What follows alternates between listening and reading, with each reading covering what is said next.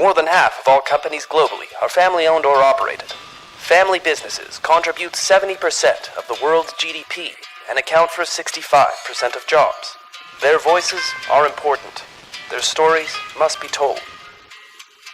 Brought to you by the award-winning publication, Tharawat magazine. This is the Family Business Voice with your host, Ramya El-Agami. Reem Hassani and Ahmed Reem, the siblings behind Numi Tea, are changing how tea impacts the world. Since 1999, they've been introducing people to new tastes and new possibilities through their creative and sustainable business model. On this episode of the Family Business Voice, Ahmed and Reem talk about the connection between tea and sustainable development, why hospitality and generosity are key brand values to them, and how they are growing Numi Tea around the world.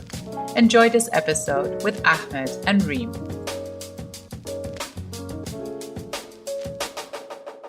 When you started Numi Tea back in 1999, was the original idea what it turned out to be, or what was the original idea of the two of you starting to work together on this project?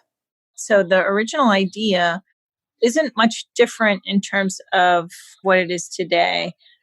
We wanted to start a tea company, and we wanted to import a dry desert lime that we drank as children, which is called Numi Basra, which is from Iraq, and we drank it as children, visiting our birth country back and forth, and also here in the States. And it had inspired us. It inspired the family.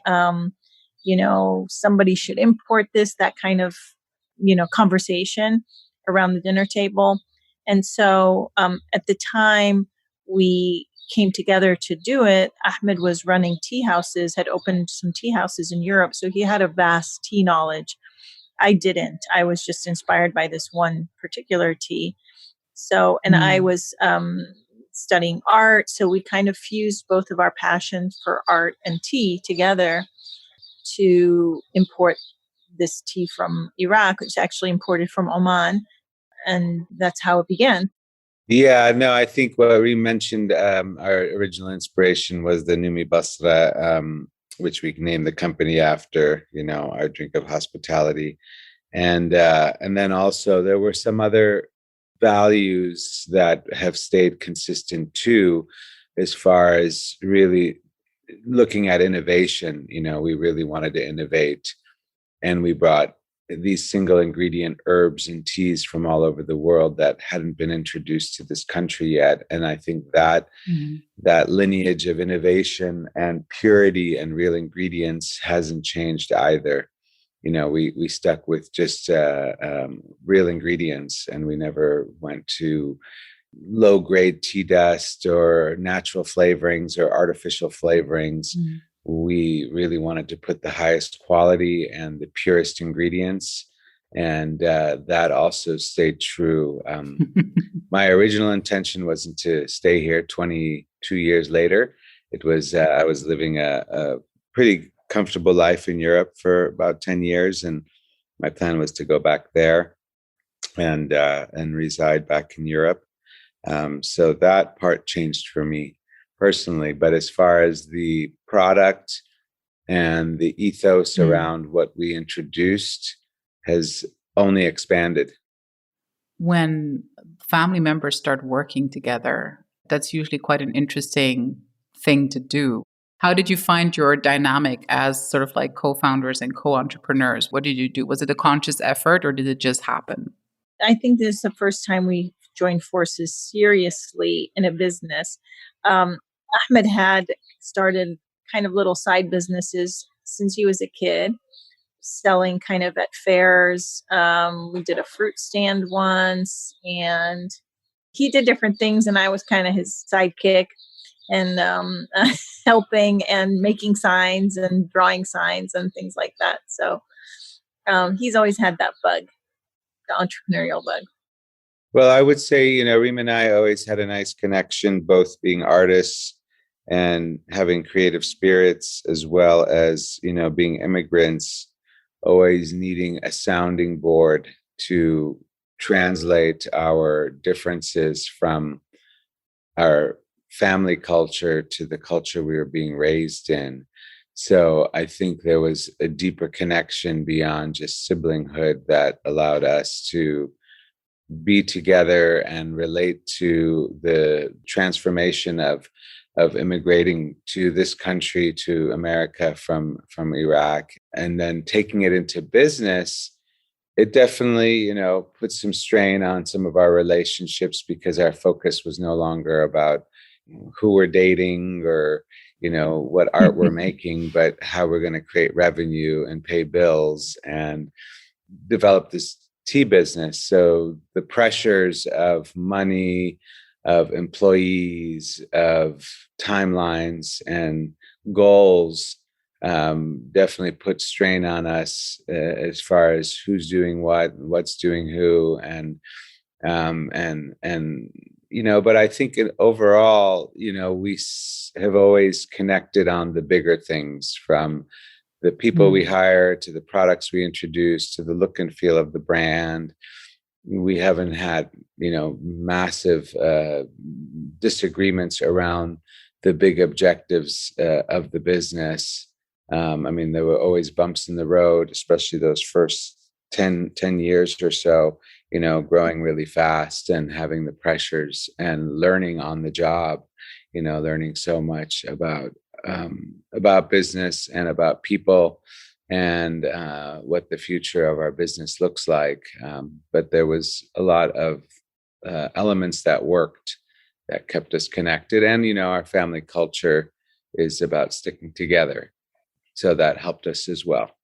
Do you guys think that it is actually the reason also for your success, the fact that the product itself, in a way, I guess, reconciled both your identities, bringing something that is so dear to you from your birth country, from Iraq, and bringing that to the culture that, you came into? Is there maybe some ingredient in that, in terms of that has kindled the kind of passion that has made you, stay the course of entrepreneurship, which is so challenging, right? Like, we know how many businesses try and fail. And do you guys think it had something to do with that potentially?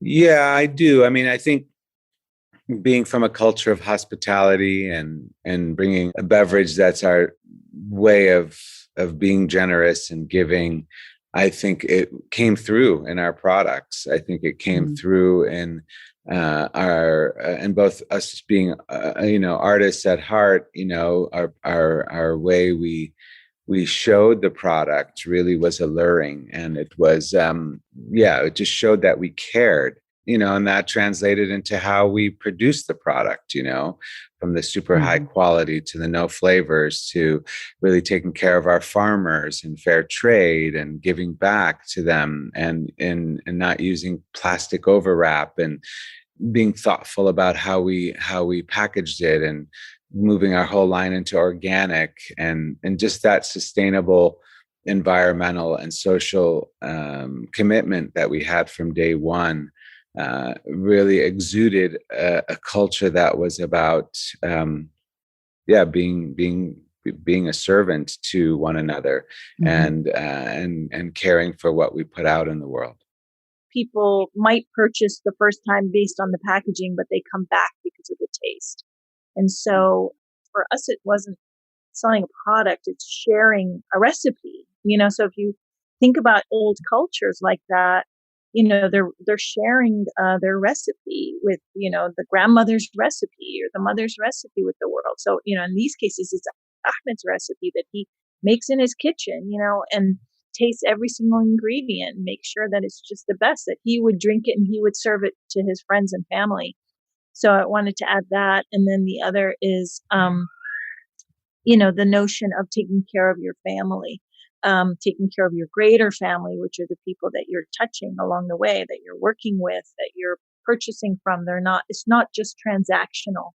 It becomes, it's personal. It's you're creating personal relationships. So, we don't know, but I can guarantee that comes from our culture, how we grew up and how our mother raised us. So, yeah. Along the supply chain, right? Like for a tea company, like what areas are usually the ones that represent potentially the greatest pitfalls or the greatest difficulties to be sustainable? Like, what would you say are sort of like, the hardest things to fix, like, from sourcing to shipping, etc.? Like, where along the supply chain is it the most difficult for a tea company such as yours to apply sustainability and to make sure that everything, lives up to your own values, but also up to code? Yeah, the hardest part has been, and we've solved that. Well, we continue to solve that, is packaging. Packaging is something that's outside of our management capabilities because it's done by so many bigger companies.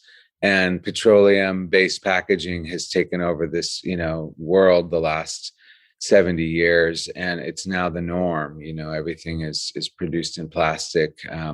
So we did have an overwrap and pouches that we package in that was very difficult to find sustainable materials. We could have done it around 8-9 years ago, but it would have cost us 4 or 5 times what we were paying. So let's say we were buying $1 million worth of overwrap, it would have cost us 4 or 5 million, which obviously didn't make a lot of financial sense. Luckily, after 15 years of hard work, we just finally launched that. Because the demand has gone up, the consciousness of consumer engagement of not buying petroleum has risen. The consciousness of retailers, especially led by Whole Foods and some others, of getting rid of petroleum-based products, the consciousness has risen. You hear about getting rid of plastic straws and plastic bags. So luckily, the manufacturers of these materials have worked hard to find solutions, and the demand from manufacturers has grown. So the prices have been able to drop, and the demand continues to go up. So we just did introduce, plant-based overwrap that's all, made of plants and non-petroleum. You are involved in various sustainability initiatives with the company, right? Like, so I think notably, I know that you are involved in clean water, and I think a few more actually. And so for us, what's interesting for us to understand is, like, at what point in time, or how have you, the two of you, agreed on what it is that you would like to engage in, also in terms of external initiatives? Do you always make sure it aligns, I guess, with, what you do in the industry? Do you do things that are entirely out of scope? Like, how do you decide on where you would like to contribute, and how does that align with Numi as a brand?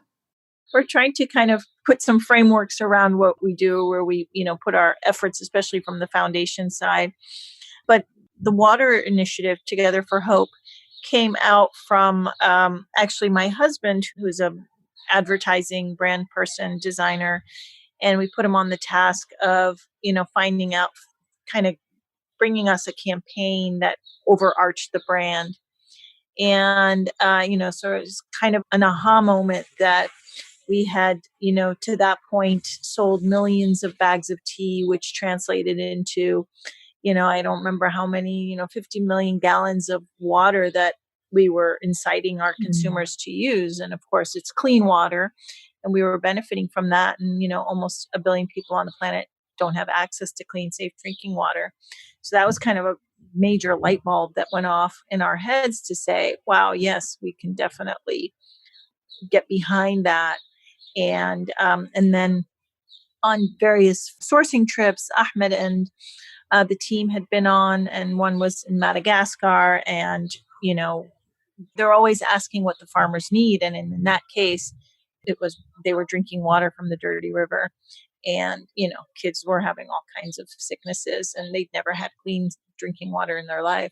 So we made that our pilot project, and within 6 months, we're able to build 24 wells for 5,000 people in those villages, and went back to see them, and it's the first time they ever had clean water, which was amazing. And our initial idea for the foundation was to help children in Iraq, but with the wars and everything, was really difficult. And so then we moved to our backyard of Oakland, and then decided to create curriculums, which Ahmed oversaw, curriculums to that were more holistic, teach learning and specific gardening and art and social studies curriculum for Oakland Unified School District, where they've cut out so many different programs. So there we've helped, over 12,000 kids in the Oakland Bay Area with, more enhanced art and gardening curriculums, mostly gardening curriculums.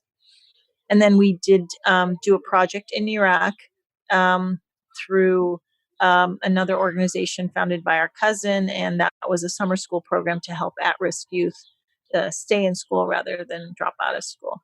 It's kind of an organic process in terms of where we go, but at this point we're kind of just growing the programs that we have. And then, of course, lastly is our COVID relief program, where last year we totally pivoted because of COVID, and the kids that we had been serving, are now at home. A lot of children are getting their food from school, and and these are low income families, and we saw more lines for people at food banks than we've ever seen before. And so we quickly pivoted and got fresh produce, delivered over 800,000 pounds of fresh produce to thousands and thousands of families in the Bay Area. What has been your approach in making these things actually work, right? Like, so that the benefit came to those that you wanted to help? Like, is there sort of like a way that you guys go about this, like recruiting the right talent, or like a governance way that this works with Numi? Tell us more about, like, why you think you've been successful in having that impact, because it's a fact that not everyone who wants to help or tries to help actually ends up succeeding, because this can be very complicated. Well, I would say three things are important. Is one, do your diligence and really know what you're getting into and what the real problem is. Because if you enter something that is outside your sphere of understanding, then the more knowledge you bring in, the more experts you bring in, the more you can really see how you want to go about it.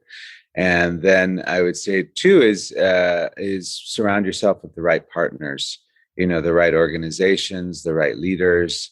And then, whether it's nonprofits on the ground, it's people to run the projects, because then you can do a real assessment and a real who's doing what, who's going to take what responsibilities on, the costs. And then, lastly, it's what's closest to your heart, even though that's probably the first thing, but it keeps everything moving forward when it's really close to home, when it's not something that is so abstract and so not untangible. It's all tangible challenges, but something that you don't have a relation towards. So what are you really intimate with? And then if you do your due diligence and you surround yourself with great people that all can carry the pieces to the whole, then it's only time and money that gets in your way. But with the right people and all the diligence, that's all possible. And that's been I think our formula for success is staying true to what we believe in, and then surrounding ourselves with the right people to make it happen. You're both artists. So are you today artistic entrepreneurs or entrepreneurial artists? Like, how has your identity and perception of yourselves evolved? What has Numi Tea done to your identity as people? And like, how do you see the future of the company and your own sort of like ambitions for it and for anything else you want to achieve? The world of being an artist is quite, I want to say fragmented, but you get pulled in a lot of directions of expression, and Numi brought a lot into the core of groundedness, responsibilities, really thinking about how you do what you do and why you do it. Where when I was an artist, I don't know if I was as conscious around that. And but a lot of other elements helped in these last 20 years besides Numi to get to that place. And I think, having a business and having the responsibilities and commitments that we've made in this company really put more care into what you do and everything else. And all the relationships we've had to build, and some of the relationships that we had to let go of, really has helped me become just wiser in my decisions and more conscious in how I show up. And I think on the artist side, I think once you are embodied in art, you always stay an artist. but I think the entrepreneurship has become more artistic. For me, Numi, I think, has given me also a grounding and a confidence that 20 years ago I didn't have as much. So it's given me that. It's also the entrepreneurialness of Numi has given me some entrepreneurialness in art, meaning to let go of fear. I think artists mostly, when they're free of their kind of own personal blocks of what they can do and how they can express. So I think Numi's kind of helped me say, oh, well, just do whatever you want. You don't need to limit yourself in that sense. So I think it's taught me that. And I think the third thing is I am glad that I was personally able to find, financial stability, not through my art. So I think if I would have done that through my art, it would have been a whole other, you kind of tend to do things that other people want you to do and other people like. And I could never have done that, I don't think. So I'm glad it's kind of my own side project, and hopefully it'll be more, more and more time. That the other thing is having a business and spending so much time, you have to sacrifice some of that artistic practice over the years. So I feel a little bit behind and need a lot more practice. And so hopefully one day I'll get there. For Numi itself, I know that as an entrepreneur, I think, we all suffer from this phenomenon that we never consider it, we're never done, right? It's never, it's never successful enough. We're always at the next stage. So next stage wise, what is the plan for Numi? Do you guys have very concrete sort of long-term plans for it? Or is it sort of more of a year by year kind of a situation? Well, we tend to create 3-year plans and, just to give our team the direction and the vision from financial to innovation and product development to our sustainable initiatives and causes. So we tend to create plans far further out. It'd be great to be able to plan 100 years out just to really see what Numi would look like when we're not here. We haven't gotten that far yet, but we tend to look a few years out. And, it's definitely to remain, the boldest and most sustainable brand on the market, not just in tea, but just in the consumer packaged goods industry, to really push the envelope and be bold and brave about why and how we do things. And our team are really leading a lot of those efforts. We have such a committed team that really care about those values. So for me personally, they've allowed me to be able to think bigger and think broader about where Numi is in the next several years, and also focus on what's the innovation that we want to do to keep ourselves cutting edge and attractive to not just the consumer and the customers that we serve, but also to the greater industry. And I parallel that a lot with the CEO group that I co-founded called OSC, to really think about what does the industry need, so that Numi can participate in that, because we need support and collaboration with others. We're not going to do it on our own.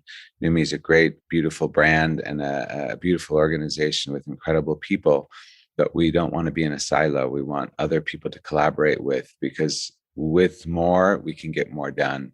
So it's really holding hands and Numi being a part of that journey with others. Thank you both very much for being on this interview with us. Thank you. Thank you so much. Thank you, Ramia. That was great to meet you.